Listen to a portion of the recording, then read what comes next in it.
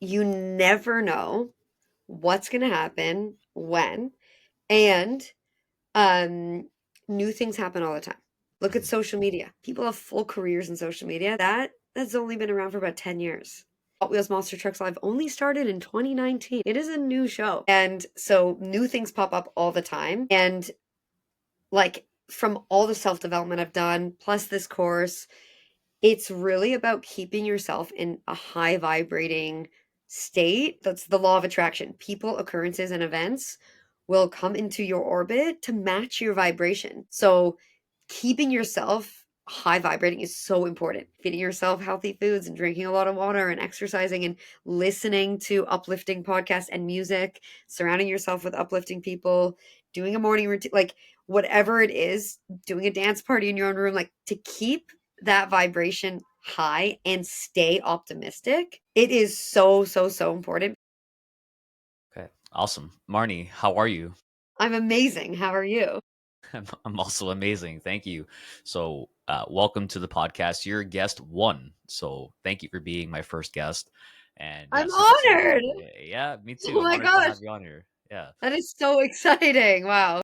So, I've always wanted to do a podcast like this. And I told myself if I were to ever do a podcast, I would never intro people. I would have them intro themselves because I feel that most people obviously know themselves better than I do. One. Two, you're going to give more in-depth stuff rather than me saying, hey, write something for me to say. So I'll let you introduce yourself to everybody listening. Feel free to go ahead, please. I love that. Thank you.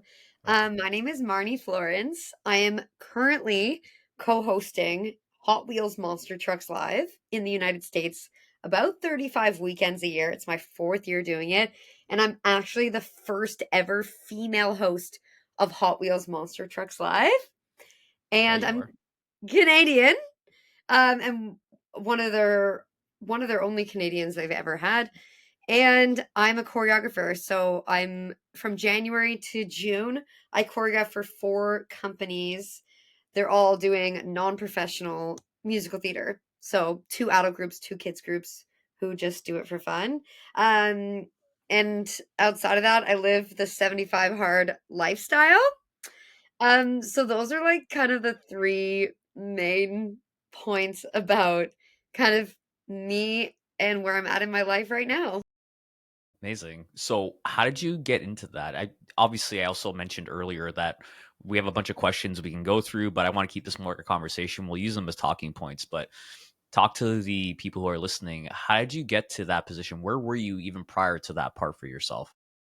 So I've been a dancer since I was four, competitive dancer from age 6 to 17, professional dancer from age 17 to 27, and then COVID hit. But in my 20s, I built like a 7 page resume. I ran around the city doing all the fun little odd jobs I could get my hands on. I was a bar mitzvah dancer. I was a Zumba instructor. I was in a circus company. I was a magician's assistant. I did background acting. I did promo at different events. Um, I was in the MMVAs. I opened for Prince Harry at the Invictus Games. I toured with Cineplex. Just I was a mascot dancer. So just a lot of, again, fun little odd jobs that I just freelanced for about 10 years. I was a traveling camp counselor for 5 summers for teen tours. Been to like Alaska and Hawaii and Costa Rica, Switzerland. So I just got to explore and really figured out kind of what I liked and what I didn't like about certain aspects of the jobs. I met a ton of people, built a huge resume. I'm sorry, resume and network. And then through the entertainment company, we were like dancing up bar mitzvahs and birthday parties and school dance-a-thons. That was like my main thing that I was doing, and that felt the most right to me. It felt the most me. And there was always a host. So if we did mainly bar mitzvahs. So if we'd go to a bar mitzvah, we'd bring the stage, the lighting, the prizing, the dancers, the DJ, the host, the MC. So we were a full package that we ran the whole party from start to finish. I started on the microphone with them.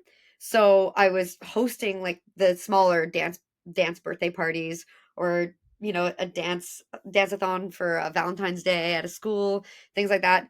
Through I also was a Toronto Rock cheerleader, and through that, I got to choreograph for them. And when I started choreographing for them, I networked, and it ended up being, uh, there was an opportunity for me from that to choreograph at CTV for the shows that were happening there. And then I did that for all of 2018. At the end of 2018, one of the guys asked for my resume, and I became a backup audience coordinator.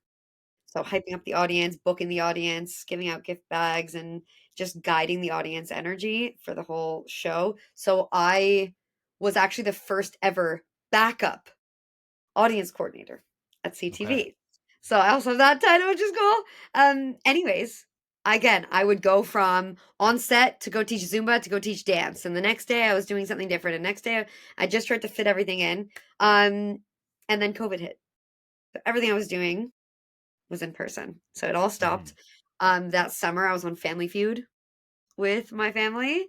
Amazing. And through COVID, I was a host and judge for a virtual dance competition. Um, Anyways, so I've just done a lot of this, that, and the other. And then I took a course in 2020, November, December of 2020. It was on Zoom, and it was called Mindful Manifestation. And in the 2-month intensive course, we went through all the chakras. We did yoga, meditation, and journaling every day for 8 weeks. We read 2 self-development books.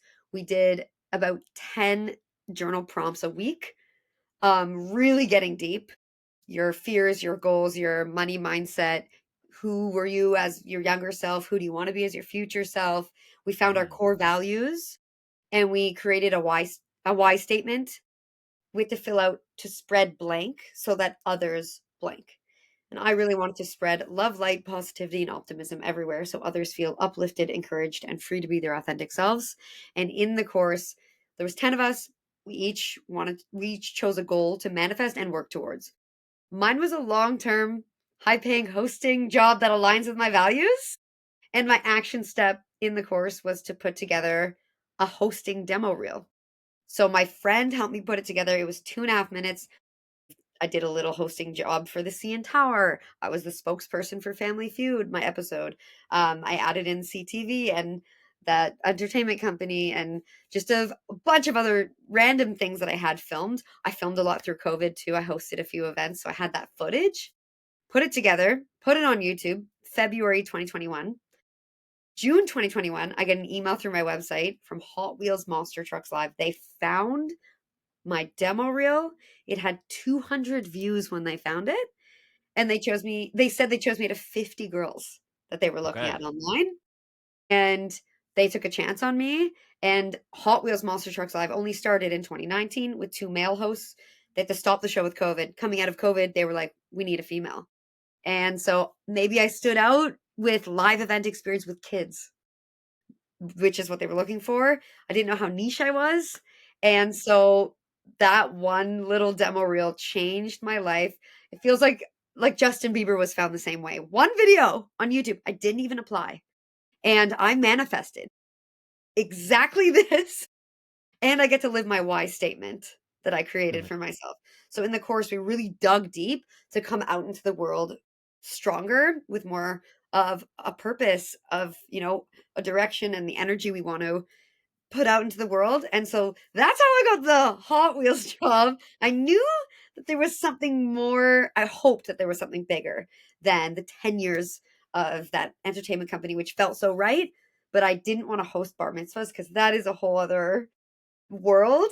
But I knew that hosting from dance, hosting was kind of my next journey. And then choreography. I've been choreographing for over 10 years, 15 years maybe. I've taught dance at all different places, and I've choreographed everything from a kids musical to a Magic Mike show to a wedding proposal flash mob, a bunch of different shows, bunch of different things. And I found my niche from exploring in my 20s.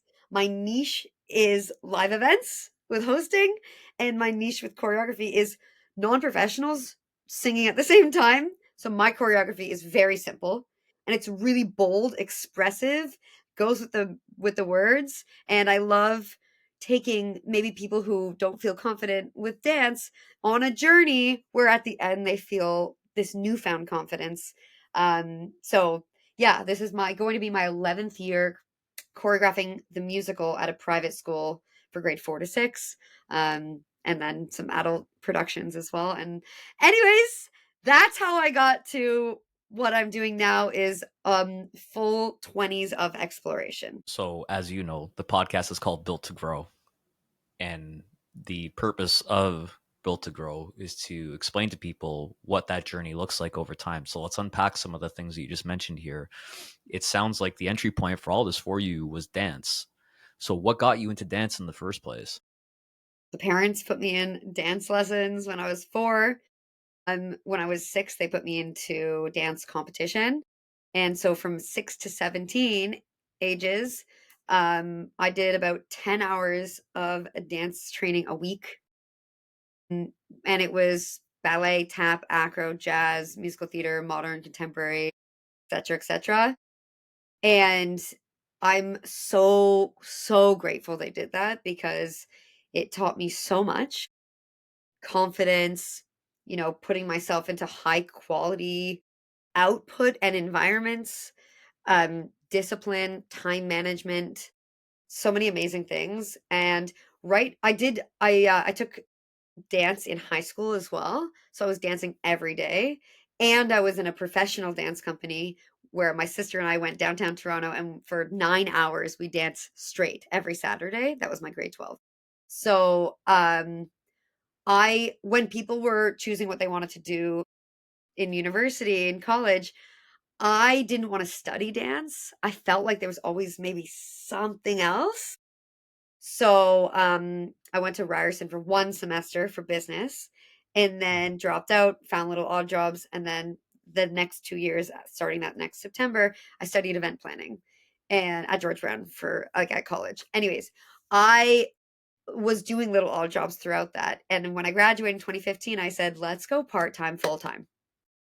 So, it just felt so right to keep exploring dance, and I'm so glad I could say that I was a professional dancer for 10 years, and it led to what feels the most right. Well, that felt right in the moment. Hosting and choreographing now feels so me. So I'm so glad that dance has always been my base to feel so confident in, and then explore what else is out there that could suit me and that I could explore and just kind of take myself to different levels. There was a podcast I came across, and I'm not sure if it was a podcast, maybe it was another influencer I was listening to. Anyway, this person had suggested that life is similar to a video game in a sense that as you're going through level 1 to level 10, you're going to pick up all these different skills and items that you don't know why you're picking them up. You're just picking them up as you go. You're like, oh, maybe I'll use this later. And it sounds like this is sort of the case with events planning, with dance, with hosting, with choreography. And now you're using all those items from all those different levels now in your current life. And it's cool to see that unfold in someone else's life too. I know how it fits into my life, my story, my perspective, background in boxing and coaching and school and all these things that come with that. But to hear from another person's side as well, I think it's cool perspective for those who maybe feel like I'm kind of floundering right now. I'm not doing anything, or I don't know what I'm doing with all these skills. You had mentioned that you found your niche. However, it also sounds like your niche and what you're currently doing also found you. Mhm. In that same line of thought, it's not until there's a saying that once the student shows up, then the teacher can arrive. And it seems that you've gotten to a place where now that you're in a position to be the person that uses all those skills and all those talents, that now you can actually utilize them to your advantage. And it's only through that mindful manifestation course that you realized what that target was. When we have an aim or a purpose or know exactly what we're going for, then we can see, okay, I can apply this way. This is how this works. This is where this is valuable to me. 100%. And I did not know where all of my little fun odd jobs that were very physical and youthful, and I did not know where it was going to lead me. I remember thinking back, being like, yeah, I'm doing this, but I don't know what I'm working towards. But now, with even just hosting Hot Wheels Monster Trucks Live, I'm using so many skills that I've picked up along the way. Even promo. Promo is bubbly people that hand out free samples. But even from that, I know how to talk to a stranger. I know how to initiate a connection with somebody walking by. So just that, like teaching Zumba, again, I'm going to go back to that bar mitzvah company, like the rhythm of a show and Hmm. keeping people's attention. Um, Dance teaching as well has helped me with hosting Hot Wheels Monster Trucks Live, with my body language and my voice intonation and tone, and again, the rhythm of the flow of the show from start to finish. And when I'm teaching dance, it's a 1 or 2 hour, you know, moment I have with these people. How am I flowing through it? How am I keeping their attention? How am I giving all my all? And so many things that I've done really, I think back all the time. I'm like, oh wow, this one job, like even being a Toronto Rock cheerleader, that was experience performing in front of like tens of thousands of people, and that's what I do. So just one thing at a time, I'm just like think back to like, wow, all of these little pieces I use now, Hmm. and it's studying event planning. Even just that, like I'm using that in everything I do now. So it's so interesting how through the journey you may not know where things are going to lead you, but you pick up skills from all the experiences that you go through. I can also confirm for anybody listening that Marnie is very good at starting conversations with strangers because we were once strangers until we met at Othership. And I don't remember our initial interaction. I just remember thinking to myself, man, this girl has a lot of energy. And this is like, it's very, very apparent that you're very passionate, that you're very interested in other people when you're speaking to them and getting to know them. You can tell how important relationships and cultivating a good relationship with somebody is. And I think that's a skill that is of high quality and is very important to have a very meaningful and full life. There was Thank a you. question. You're welcome. You're very welcome. There was And a question I and had for, asked you. oh yes, Sorry, go ahead. continue. Go ahead, please, please. Meeting new people is one of my favorite things to do. I tell people it's my hobby. I love it. I absolutely love it. It's so interesting to experience different flows of conversation and hear different interests and passions and stories, and what people are up to now in their lives. And it's one of my favorite things to do is meet new people and connect. I've always said that um, one lifetime is not enough to live, and when we have different interactions with people to gain their perspective, we can vicariously live through that experience through how passionate they are about the thing that they're speaking about. So when you talk about being a person who works for Hot Wheels and you host and you have all these wonderful experiences, I can feel the passion you have from that. And that promotes that same feeling within, like you're sharing that energy with me through your experiences, right? I think Hmm. it's beautiful to have people express their journey. I feel another part of the podcast is to have people do that because I don't think enough people get enough airtime. And when you give people the place or the platform to express what their journey has been like, it allows other people to be seen or feel like, hey, actually, okay, my life was kind of meandering or, more convoluted in the path. And there's hope that this is going to lead somewhere so long as you have that target that you're aiming towards as well. And you know what? I didn't have a target that I aimed towards for a long time. I was just saying yes to fun things that felt exciting. I was in Alessia Carr's music video. I'm on a billboard. Like I just threw myself out there and just explored. And that was when I would talk to people or like mentors about like, oh my God, I don't know what I'm working towards. I came to my own conclusion. Like the people I saw ahead of me where I could see myself, they had all these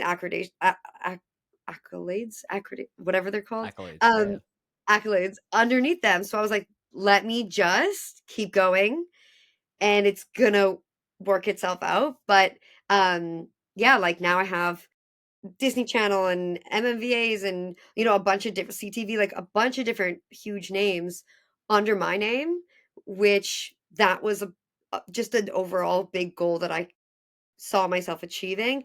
And then I'm like, I can take myself wherever I want to take myself after that. But, and a big thing again was seeing people maybe a couple years ahead of me doing things. That was a huge thing. Like, you know, oh, there's female hosts, that's a thing, you know, and then I was like, "Oh, that seems so me." But yeah, it was really that course that helped me clear out all the little pieces that were in the way and really focus on something and to really like put my energy, mindset, and action steps towards. So, I found benefit to both, to exploring a bunch of things and to zoning in on one Hmm. goal. Yeah. What came to mind when you were speaking just now was you were in pursuit of growth, and in that pursuit of growth, you were building all the things that needed to happen for you to achieve that growth. It's that idea of outcome based goals versus process oriented goals. And in focusing on the process, like your aim was fun, and you did that, and you had fun doing it, and then the target showed itself over time. So you believed Mhm, in your process, you believed in the path, you believed in all the experiences that you were having that would lead you to where you were maybe inadvertently or not even aware of where you were going. And then when the opportunity showed up, it found you. You didn't find it. mhm. And that's what's so exciting to keep thinking about for everybody, hopefully, is you never know what's gonna happen, when, and, um, new things happen all the time. Look at social media. People have full careers in social media. That's only been around for about 10 years. Um, like Hot Wheels Monster Trucks Live only started in 2019. It is a new show. And so new things pop up all the time. And like from all the self-development I've done, plus this course, it's really about keeping yourself in a high vibrating state. And then, like, that's the law of attraction. People, occurrences, and events will come into your orbit to match your vibration. So, keeping yourself high vibrating is so important. You know, getting enough sleep, feeding yourself healthy foods and drinking a lot of water and exercising and listening to uplifting podcasts and music, surrounding yourself with uplifting people, doing a morning routine, like whatever it is, doing a dance party in your own room, like to keep that vibration high and stay optimistic. It is so, so, so important because I felt the opposite as well, feeling so low vibrating, and I'm bringing into my world low vibrating things. It's to stay high vibrating and stay open minded because that's how things flow to that literally the universe having my back and this and the law of attraction. It is just jaw dropping my story. One little YouTube video of the whole abyss of YouTube they found. And they were looking for me and I was looking for them. This pairs in nicely to what I was going to ask you. Was you had mentioned in the questions that I had sent you, replacing anxiety about the future with trust and excitement. So what was the moment where that flipped the switch for you, and how do you maintain that level of optimism when things don't go as planned? It was the course that flipped things for me. She said, think back to when the universe had your back. I'm like, "Oh, wow, this door closed for this reason. This door opened at the exact divine timing. This door closed." And it was, and then I realized later why it wasn't meant for me. Oh, this door opened right when it was supposed to. Hmm. So that, and she's like, that's just going to keep happening along with when you're high vibrating. So it just was like, the universe has shown that it has my back so many times where that just keeps me in the flow of optimism and trust in myself and trust in the universe. Just unlimited things I could think about where good things and bad things happened at the right times and you realize why. But I'm also coming to a point where sometimes I'm like, "Oh my gosh, why do I have this anxiety about what's next?" Oh, it's because for 10 years in my 20s, I was telling people, I'm doing this, but I don't know what I'm working towards, but I don't know what I'm working towards, but I don't know. I spoke anxiety into my own world. And it was the course that shifted things for me. Uh, but I catch myself now. I'm like, oh wow, it's unfortunately 10 years of doing that. It can be ingrained in me. And I try every day to counteract that, to tell myself if I have to say it out loud, then I do, to stay optimistic and in the flow and trusting. Because if I continue forward with the anxious, you know, energy, that's the energy I'm putting out into the world. So I'm training myself to catch myself and then intentionally flip it, to train my brain, my subconscious, to stay optimistic and excited instead of nervous and anxious. Again, you keep pairing into the next thing that I want to ask you, which is kind of great. You're not doing it on purpose, but I appreciate it. It makes this easy. Perfect. You you had mentioned that you had lost $10,000 at 18 years old, and it's a brutal lesson to learn early on. But how did that shape the way you built your relationship around self-worth and success? Because I think a lot of people, when you think of growth and success and all these things, there's obviously this relationship that's associated with money when you think of success and growth and all these things. Give us a little bit of insight into that. Yeah, that was a my one therapist I spoke to, she was like, that was a traumatic money event. Didn't really think of it like that, but it really was, in good ways. It really put a fire under my butt, and that's how I have a seven-page resume. That's how I've met so many people, tried so many things. I did 3 jobs in a day. Sometimes I would just literally change in my car, like, 3 times a day. I just went out there. Like, some people in Toronto used to call me, like, the hustle queen. And so in a good way, I ran around Toronto. All of it was so fun. All the jobs I did were so fun, and again, I got to kind of fast track, like, my journey of exploring my career. I met a ton of people, so I have a huge network, which is amazing, and also through meeting people, I kind of was asking them, like, "Do you like your what do you do, and do you like your job?" And so in my brain, I was like, "Okay, let me cross off accountant and this and that and real estate," and as just to say, "Okay, this is what I don't wanna work like, move towards. Oh, these sound interesting, let me," and then I was asking a lot of people, like, there's so many things that we don't even know exist. This girl I met is a full-time prop maker. She makes props full-time. Amazing. Like, it's and she's an illustrator. Like, it's so cool that that's her world. She's an artist, and that's her niche, and so just it was really important for me to meet people and explore that way, and explore, again, the jobs that felt right, the ones that I got to explore what I liked and what I didn't like about certain jobs. Um, I save money wherever I can. I don't usually buy, like, a drink when I'm out, or I look for free parking when I can, so those are good also of saving money. But I also realized it created, like, kind of a lack money mindset, like, I always need more. Hmm. Plus my freelance life, I didn't know what next week looked like for a long time, for 10 years. Thank God I got to live at home till I was 28. So that was huge. But yeah, so heavy pros and cons from that experience. I am so grateful for that experience because the obstacle is the way. So many times COVID hit, all my jobs stopped. But look where look what came out of it. And I I got let go and dumped May 2021. I met my boyfriend and got the Hot Wheels job June 2021. Like, the downs lead to the ups. The universe always has my back. And so yeah, that I'm still working on at 31, my mindset around money, and, like, along with that, kind of like different things I'm processing from my dad's passing and what I'm learning from him, what I really want to take forward with me and what I really don't. And kind of is heavy on money. So, my money mindset is really what I'm working on daily, actually, and it was stuff like good and bad things I learned from my dad, plus that thing that happened to me when I was 18.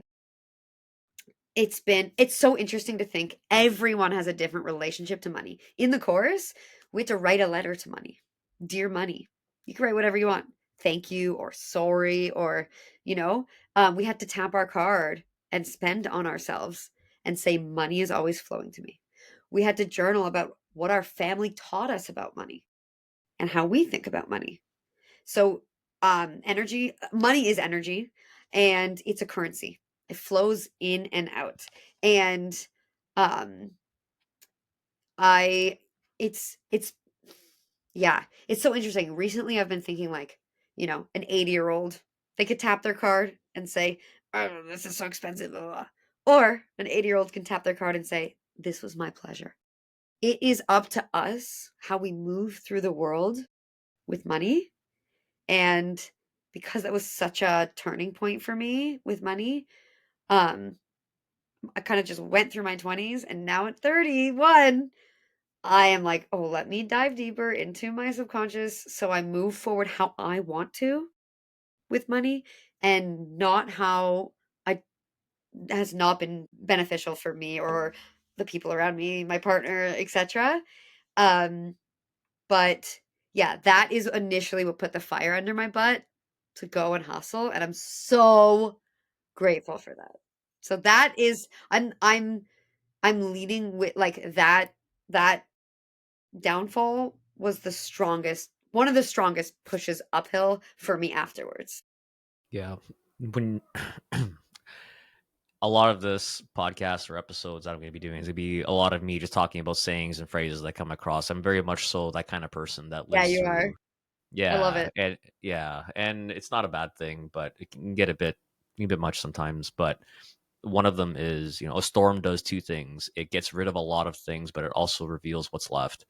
And the foundation that you have from all the work that you've done now, it's revealed through something like 2020, and now you're in this place where, okay, you can take away a lot of material things from people. What you can't take away is their education, and I'm not necessarily referring to like institutional education. I'm referring more to like life experience.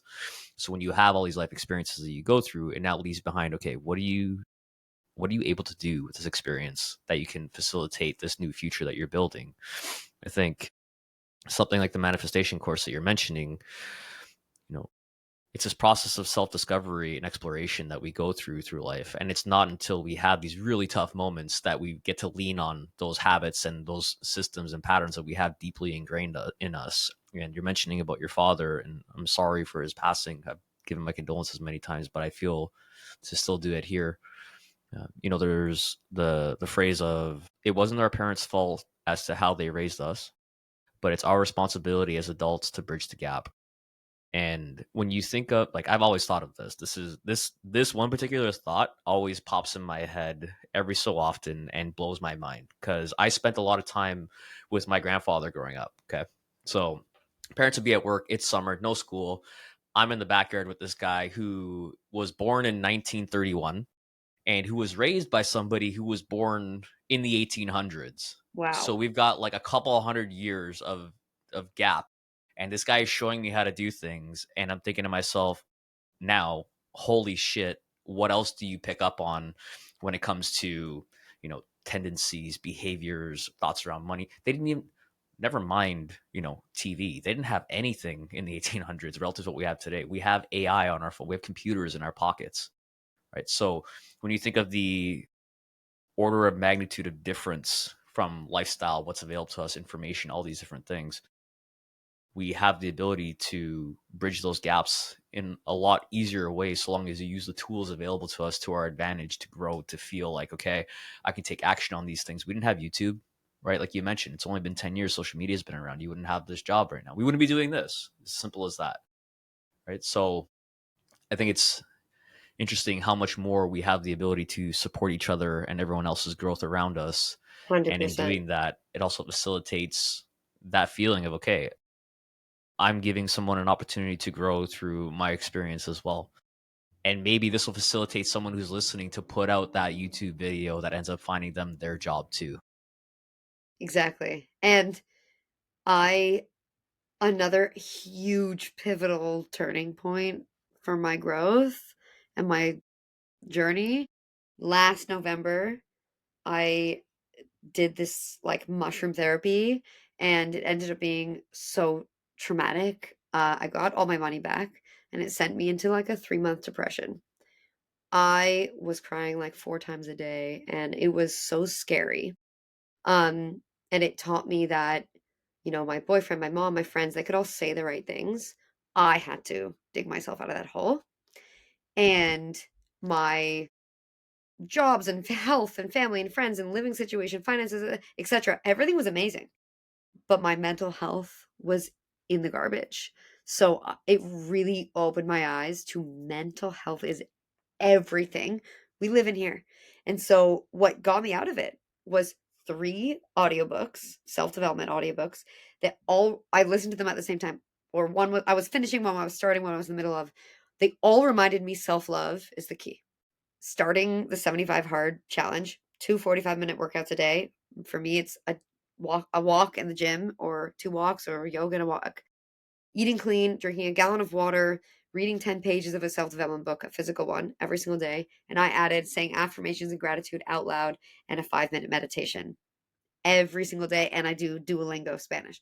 So that helped me take control of my mental health again. And I'm so grateful that there's YouTube and TikTok and Instagram and social media and ChatGPT because we have access to all this information confirming the science behind meditation, affirmations, gratitude, going for a walk, getting sunlight, water, this, eating clean. Like, thank God we have access to this information.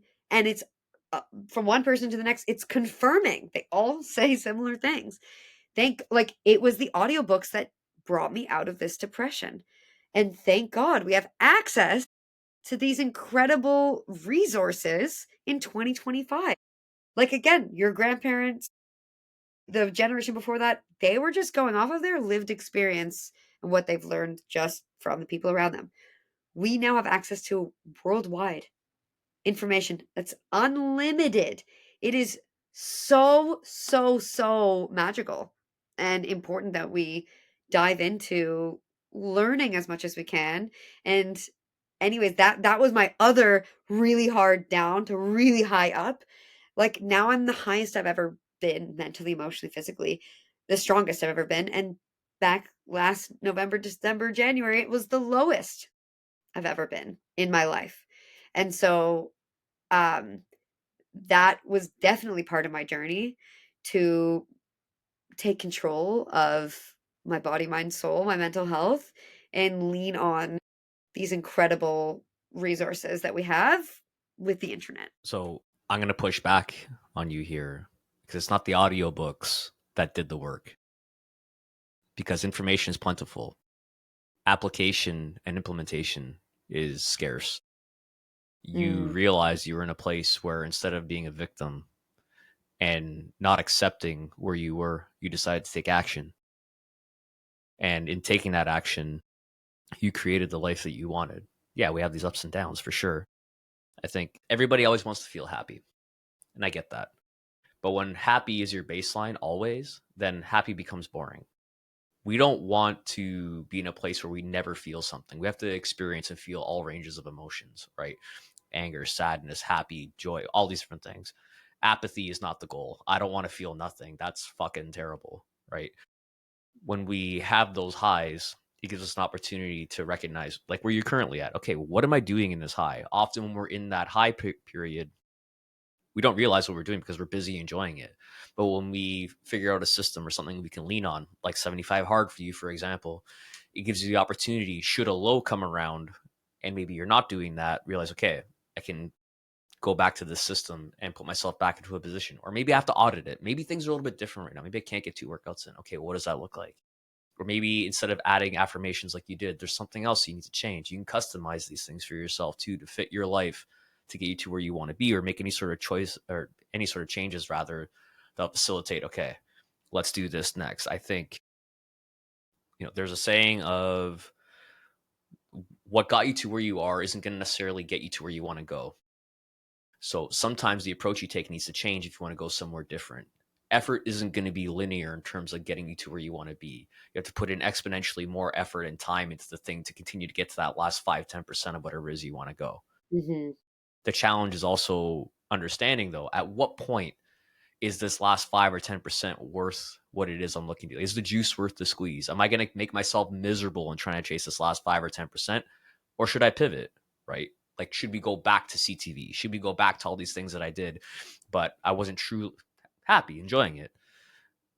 At the same time, where you are now is seemingly even happier for you. So if you're not there, you wouldn't know what's out there for you.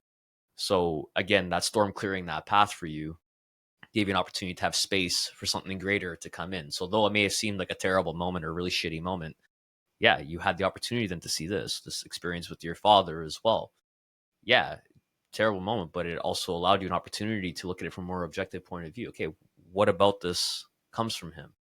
Okay, this is his thing, not mine. How can I change this to make it mine instead of his? And move forward with the positive things I learned from him and leave behind the rest.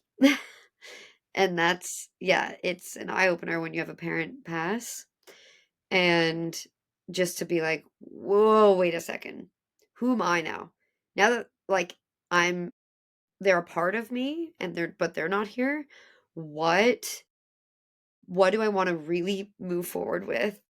And what do I really want to unlearn and reteach myself that aren't because those things are not serving me anymore. Yeah. But Yeah. yeah, we need to feel the lows. We learn the most in the lows. Maybe not the most, but we learn a lot in the lows.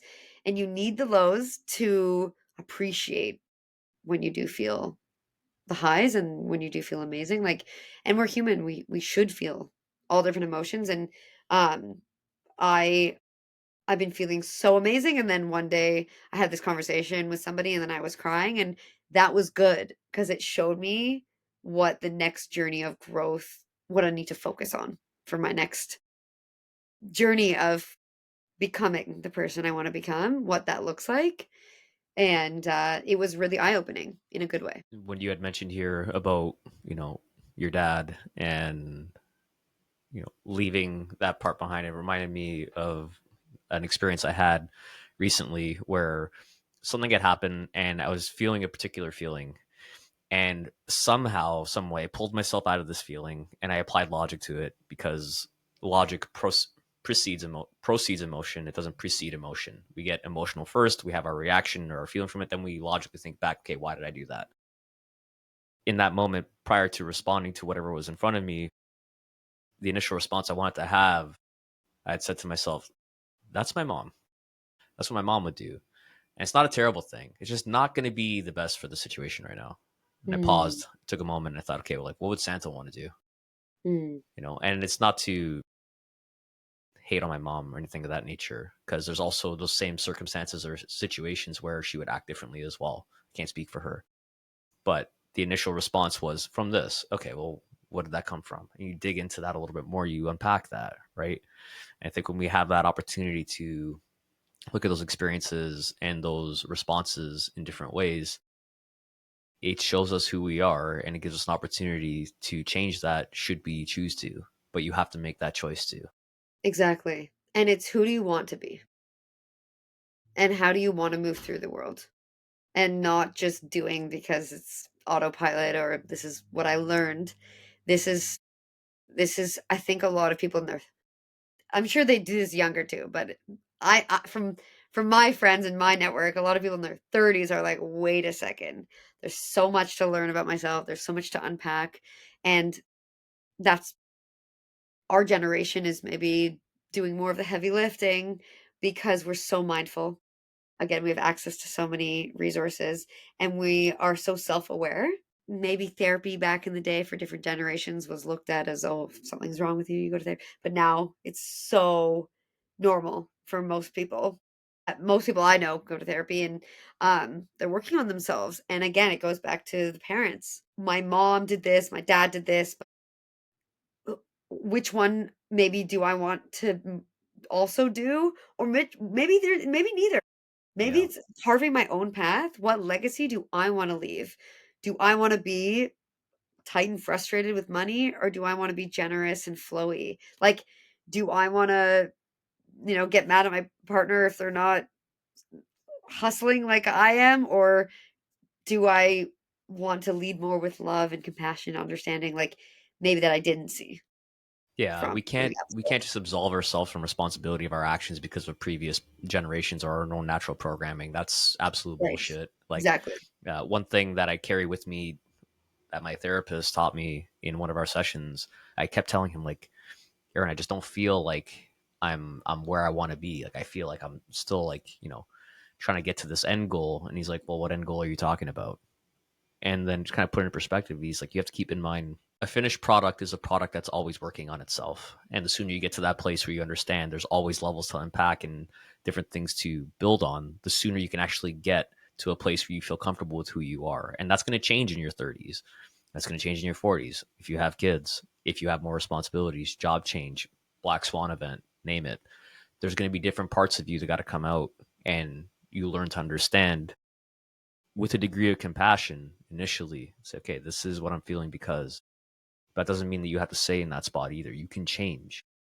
And even if you don't want to change, that's fine. But then you can also just accept that this is part of me, and you don't need to feel the second level order of emotion around it either. You don't have to feel guilty for being upset. Anger is an emotion you need to experience as well. It tells you about a boundary being crossed.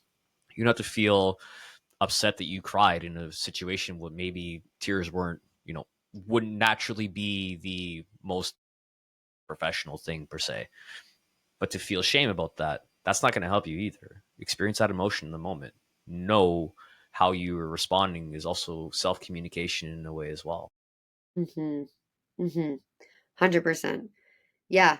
And you're right, like, we're just gonna every chapter of our life is gonna bring something different and new and unexpected, and you grow through it, and it's so important to be so self-aware and to continuously do self-development. We are always a work in progress, and it's exciting. I was taught that from someone much younger than me, like 10 years ago.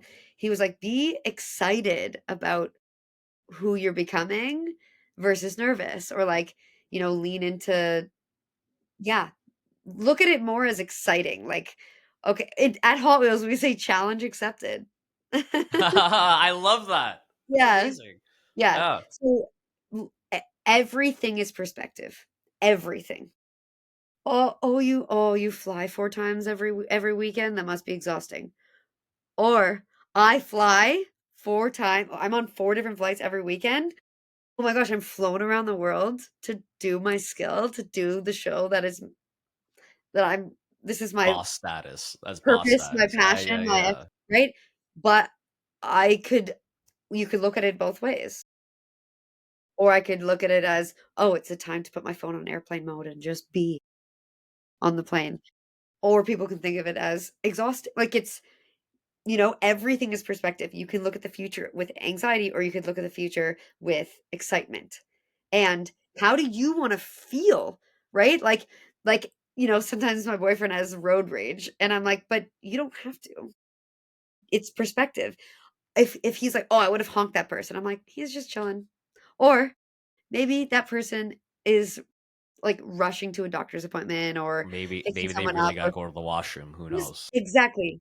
Everyone just let them be. Instead of, why would you bring up that angst for yourself? Just flow with it. Like, everything is up to you. Like, I posted a reel the other day, like, groceries. That's for me. You could go into it saying, "Oh, I have to go get groceries," or "I get to. I'm able-bodied, I have a car, I'm financially able to support myself, I have 2 hands to pick up the bags."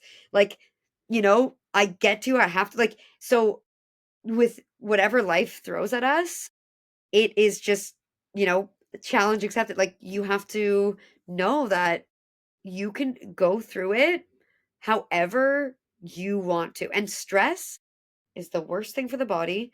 I was in the hospital last year for my neck from stress. My sister right now is dealing with something from stress. Like, we have to do everything in our power to be stress free. That's why the meditation every day is so powerful for me. It strengthens my inner peace, my inner calm. I'm telling myself I'm calm, I'm peaceful, I'm grounded, I'm present. Keeps me so present. I used to have such anxiety about the future. And now I'm practicing presence. It's just so interesting to me that, like, you know, things could be like COVID.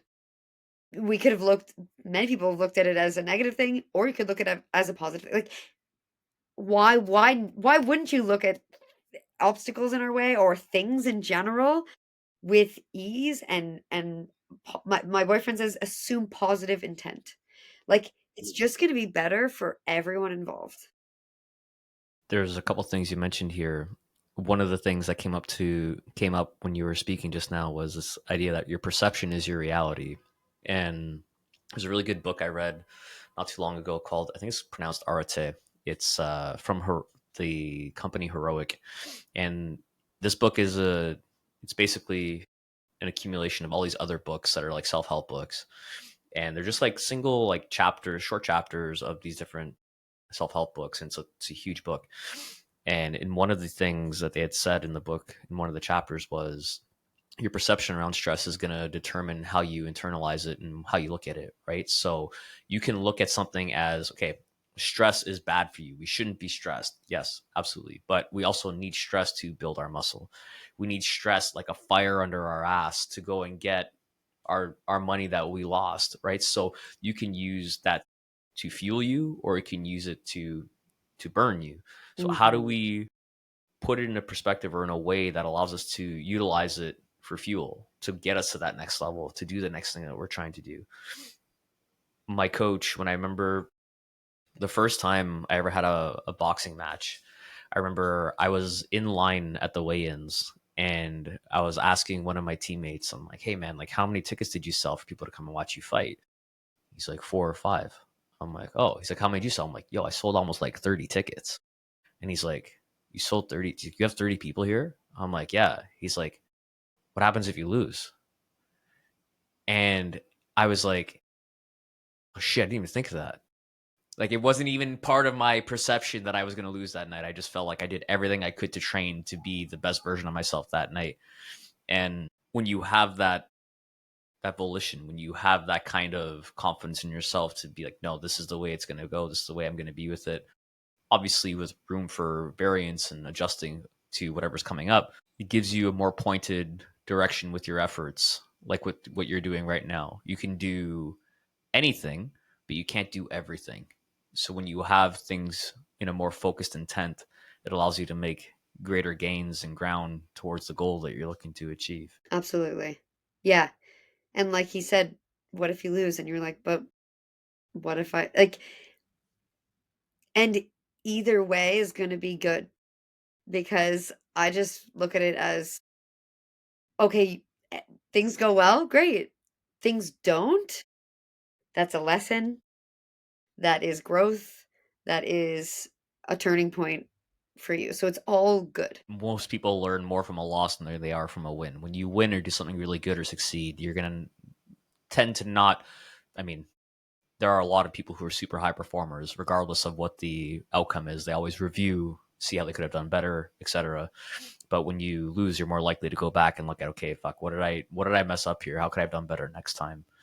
I think I think the coolest thing that you responded to in the questions that I asked you was about how you ran a women's group for 3.5 years. Because not only did you do all these amazing things for yourself, but it sounded like you also wanted to give back as well. Can you tell me a bit more about that? Yeah.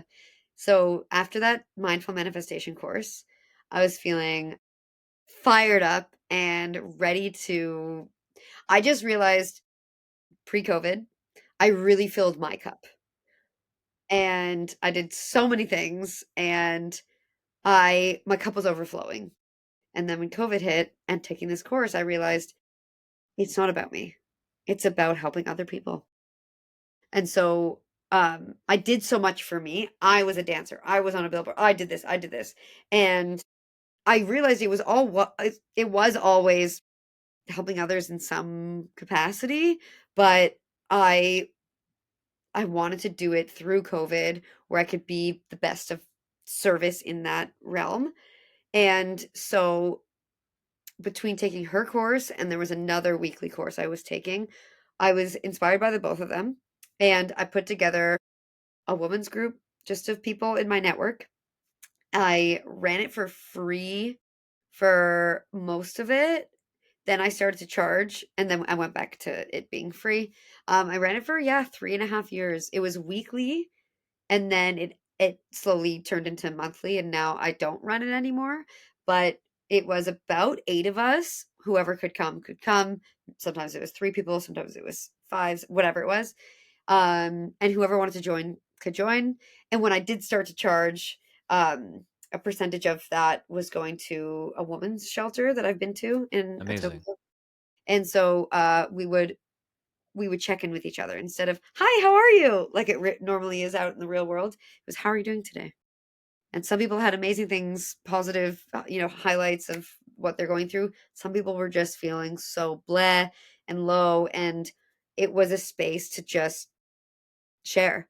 I would choose a topic every session, relationships, goal setting, this mindfulness, this thing, friendships, whatever it was.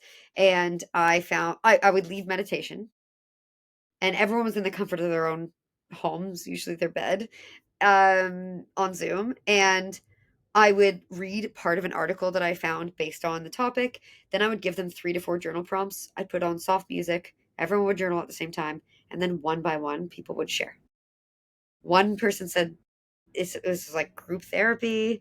Two or three people said it was like better than the therapy that they were experiencing one on one, which a therapy one on one is amazing. But this was a different energy. This was people sharing, and one, they were going through their own growth and healing, but other people were like, "Oh my god, that's so relatable," or "I also went through that as a kid," or "I'm also dealing with that right now," or there was a space to let things off their chest in a guided way. Hmm. Therapy is one-on-one and directed to them. This was kind of outside of them. This was a topic that I gave. So we were diving into that topic, which was kind of relieving in a sense of them not just focusing on them and their, you know, personal things. It was, let's just talk about this. And so, but everyone was journaling with the same journal prompts. And so some were super different, some were super similar, some it was just so relieving. It was such a weight off of everyone's shoulders to express those things, and it was so connecting. And I've just realized vulnerability is connection. And you are not alone, and we're all in this together was proven every single session. And it was deep conversation through COVID Hmm. with new people, which was beautiful. A lot of them were coming by themselves, so it was, like, outside of their regular friend group, which was Right. also refreshing. And so people went on vacation together, people went to each other's weddings, like, they created deep friendships online through this because we were getting so deep pretty quickly and so often, and it was so beautiful and special and needed, more needed than I realized. And I would guide it, and after someone would go, I would affirm what they were saying and go into it a little bit, and then I would open the floor so people would say, "Oh my gosh, thank you for saying that. I felt so alone. I didn't, once you explained that, I was like, wow." Or I never heard that perspective before. So going deep, someone would explain something and someone would say something like that, which opens people's eyes and perspective to different things that, we normally wouldn't maybe get into. So even with friends. So it was really special. Yeah, I think it ties back to what I mentioned earlier about vicarious living. When it's one thing to have a specific experience that you've experienced on your own. We're all going to go through similar themes in life to some degree: heartbreak, job change, all these different things. When you have a particular topic, whatever it may be, and then you have someone express what their experience is like with said topic, you get to hear what that experience was like for them and what that topic means to them. So heartbreak, what does that look like? Okay, well, maybe for heartbreak, it's for like a relational experience. So someone like a romantic experience. Okay, cool. Heartbreak looks like this, but maybe heartbreak is something different. Someone losing a pet. So what does heartbreak mean to each particular person? When we have that space to express it, yeah, you can say, hey, to the person who was just speaking, similar instance or situation, I didn't see that as potentially being heartbreak, and just feeling seen, and lets you know that you're not alone. And in knowing that you're not alone, it provides you a lot of power, knowing, okay, this isn't something that I'm solo trudging through life. There are people who are going through it too, and they're still here. Like Marnie, this whole time we've been talking, you've been talking about a very common theme for people, scrambling. How do I survive? How do I give myself all the things I need to live the life I want? People are going to hear this and think, okay, maybe I just need to make space. Maybe there's something coming for me that I'm just not willing to receive yet because there isn't enough room for it to show up. Maybe it's that big. And when you give yourself that space, that opportunity, that time, and you put yourself in a position to receive that, that's when it shows up. Mhm. And it was so important to create a why statement. So in the course, she said to fill out the sentence to spread blank so that others blank. And I was I worked a lot of my time in my 20s. I was working. So I really felt for so long, and at the beginning of writing this, I felt like I was living my why at work, kind of only. But it was so important for me to write to spread love, light, positivity, and optimism everywhere so others feel uplifted, encouraged, and free to be their authentic selves. It was so important for me to write everywhere because now I walk around and, at the gas station, I can live my why saying whatever I'm going to say to the person working there, or, you just, so it also gives me such grounding and balance and confidence for moving into whatever I'm going to do next in my career. I know I'm gonna lead with my why statement. So I'm going to be in a fulfilling role, hopefully, that goes, yes, with my skills, but also my purpose. And So, it was so important that I recommend that to the people who feel like they're ready for that, to create why. How do you want to move through the world? so in saying that, what's next for Marnie? That's a great question. Um, People have asked me that, and for 4 years I've been doing Hot Wheels. I'm living what I wanted. I'm living what my goal was. And so I am staying so present. Um, I'm staying so just so happy in the now, which that's a new thing for me. And I'm choreographing for 4 companies at once starting in January. I'm gonna be busy 7 days a week. Um, what's next for me is also, like, just continuing to put things out there on social media. That's a whole other world that, we get to it's such a great creative outlet. That's my network right there. But now that I have, like, this time to this time, I'm hosting. This time to this time, I'm choreographing. Like, I have my set. I am in the freelance world, we call it booked and blessed. I like I that. am booked and blessed. I am booked 7 days a week. I So, remember when you and I first, when we first met, we were speaking about social media, and you're like, "Oh, I've never launched a reel. I don't know what to do." And like, Marnie, launch a reel, and you're like, yeah, "Okay, okay, okay." just do it. And And I then think that my depression, one of the low vibrating things that came into my life was I was locked out of my Instagram for 4 months, and that was actually a really good thing for me to deal with my mental health outside of social media and come back stronger. And with that break, right when I came back, started posting reels. I But remember hounding you, Marnie, where's your reel? Marnie, you said you're gonna put a reel up. Okay, fine. You launched it. I I had to remember, get out yeah. of my own way, and a big thing with this course, I go back to the course so often, even though it was back in 2020, it changed my life. Back in the course, I she gave us the content. So I did it actually 2 more times after that. So by the 3rd time I did it, which was last October, I was like, "Oh, the theme here that keeps reoccurring every single week, at least one of the 10 journal prompts every week is something to do with conquering our limiting beliefs." Everyone has their own limiting beliefs, but why? We're the only ones that are putting that on ourselves. Like, I re- and everyone has them at different stages of life too. of Every course. chapter you're gonna but you're the only one holding yourself back. And that's holding back the energy that you're putting out into the universe. So that's why we kept conquering them. We kept chipping away at our limiting beliefs to break through and to put ourselves out there to manifest what we wanted. We had to break those, clear that path.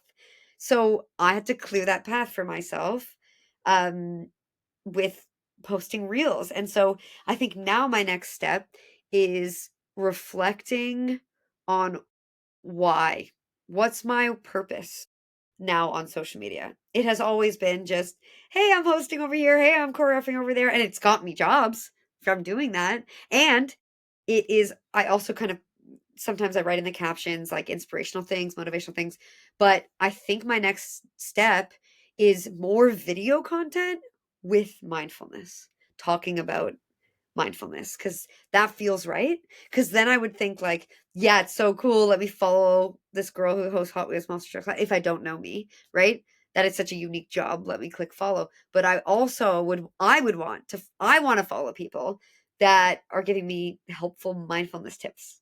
So that's my next step to organize my schedule to energetically be ready. Like, let's say it's a Wednesday morning. That's the day I'm going to feel like I need to insert that because I'm going to be choreographing and hosting like crazy. I'm also still a backup audience coordinator at CTV. So I'm in like 20 to 30 times a year. So I still need to organize like when and how and when my energy is best and when I'm going to think about what I want to put out there and when I'm going to execute, when I'm going to edit it, when I'm going to post it, uh, along with everything else I'm doing on social media. I think that's my next focus. And we'll see where that leads. Um, yeah, I am booked and busy with hosting and choreographing, which is exactly where I wanted to be in my 20s. It is unbelievable to think like I saw other women a couple years ahead of me thriving in their passions and their skill set and I am doing that now and I am booked full And of blessed. living my purpose and passion daily. There was there was a a podcast I was listening to. They were talking about how the block of marble that Michelangelo was crafted from, Michelangelo was always in there. Or sorry, Michelangelo's David. David was always in there, but it was only Michelangelo that could take him out. So you chip away all the pieces that you don't need, and you leave only behind what's left.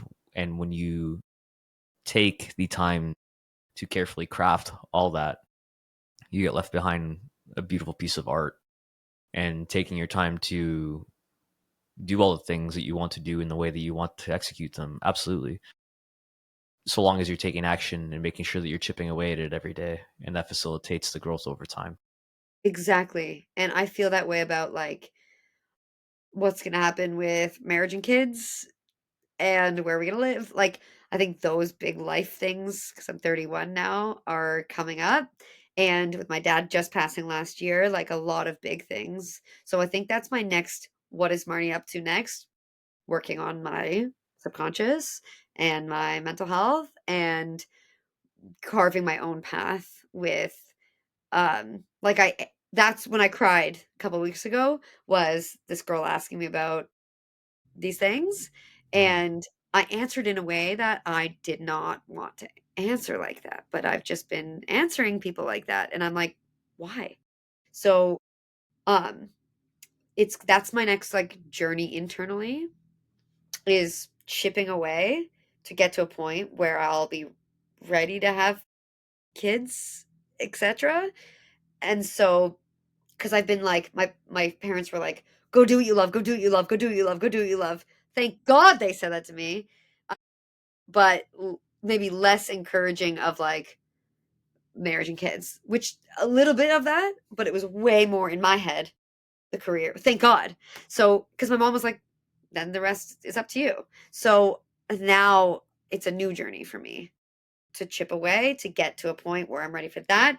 So now that my career is so again, I'm booked and busy and that's so concrete. I didn't know what next week looked like for 10 years. And now I know what the next few years look like concretely which is very rare for me. And I'm still, my brain, 4 years into touring, my brain is still trying to wrap my head around, my schedule is concrete. Like, and so now it's my time to focus on me outside of. Amazing. Let's bring this into land here. Where can people find you if they want to follow you on Instagram, social media? What are all the socials?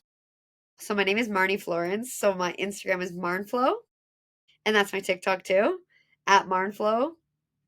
Um, that's for all the socials. I don't usually post on YouTube, but Marnie Florence, Marny Florence, and yeah, follow me on Instagram and TikTok. Let's be friends. The only time you posted on YouTube, or the few times you have, you've gotten what you needed out of it. So that's all that really matters. Exactly. I also wanted to just say thank you for taking the time out of your busy, booked, and blessed day to do this for me. I'm so happy we found a chance to do this together. Uh, Anytime I do get an opportunity to see you in person, it's always good vibes, high vibration, a lot of positivity. And I want to say thank you for being a friend and for, again, jumping on here and sharing your story with everybody. I'm confident it'll be well received with everyone. And yeah, I'm excited for the episode to come out. So thank you so much for supporting me in this, Marnie. I appreciate it. Thank you so, so, so much for having me. I'm honored to be your first guest. This was such an amazing flow conversation. It's so interesting because on podcasts, it's usually like I'm used to, the host asking me all these things. So it's not a regular conversation where we're going back and forth.